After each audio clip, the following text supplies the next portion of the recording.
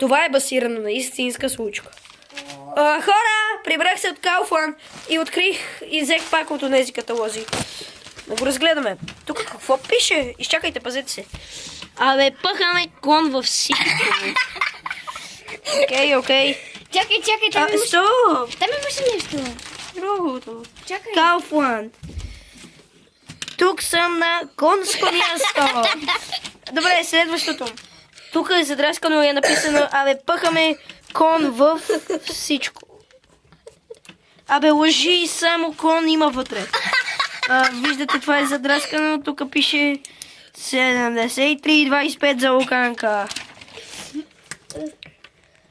Окей. Добре. Виждам, че Kaufland... Вау. Това. Трябва да си... Добре.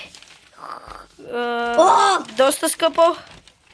Няма да взимаме конски Ух, неща. виж.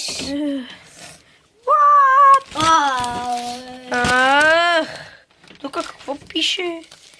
Има добавени неща. 30. What? Добре, дай да продължим. И тук са поскъпнали. Чакай. След тая София. Kaufland поскъпва. Добре, поскъпва. Вау. Стоп, изчакайте, изчакайте, искам да видя как тук е поскъпнал.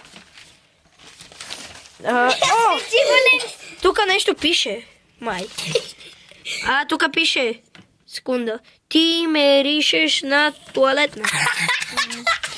Да, това казах на Свети Валентин на предишното сега, че. Толкова е хубаво!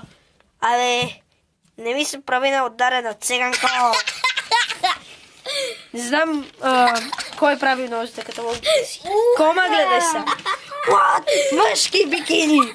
О. Какво е това? Подарък, инициална количка и една специална награда. Скоби съпруг пише. Тук, чакай.